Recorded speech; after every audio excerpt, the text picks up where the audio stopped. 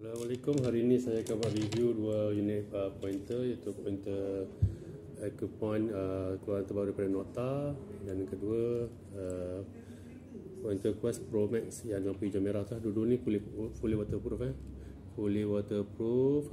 Okay, so kita try kepada rantai kaki pound, rantai 96 kaki. Ini saya saja gumpakan, yang ni kosong. So kita try kepada rantai saya. So pada buah terpecah tak perlulah. Kita try dulu kepada Ecopoint daripada Nota Makro. Okey, pada rantai sebenarnya rantai pound. Ini getah. Saya nak tunjuklah beza rantai tu dengan saiz getah. Sini kosong tak bunyi. Sini pun ada bunyi. Pada gumpal lagilah bunyi. Sini tak ada. So dia detect Okey, maksudnya rantai hala pun dia detect lah. Antara jarak tu tak apa risau sebab rantai ni tak sama dengan cincin .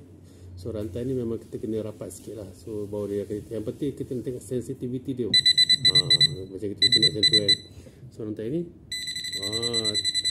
pointer tak cecah kerusi pun dah detect. So yang ni lagi lah. Okay, so settle untuk pointer Ecopoint. Dan kita pada Pro Max pula.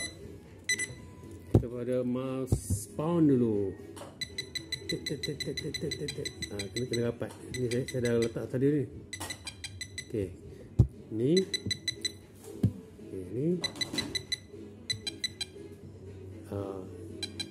ni yang gumpal. So tuan-puan boleh bezakan lah mana lebih sensitif. Kena rapat lah, kena rapat baru dia tapi lampu tak hijau lah sangat bandingkan ni kan. Ni sudah. Saya buat tadi lagi ni. Saya letak tadi lagi. Buat ni pun sama. Ini pada gumpal.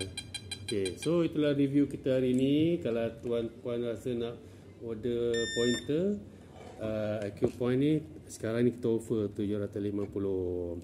Kalau yang Max ni saya tak ada stok lah. Tapi kalau yang Pro punya saya ada stok satu lagi. Beli Roger saya lah. Assalamualaikum.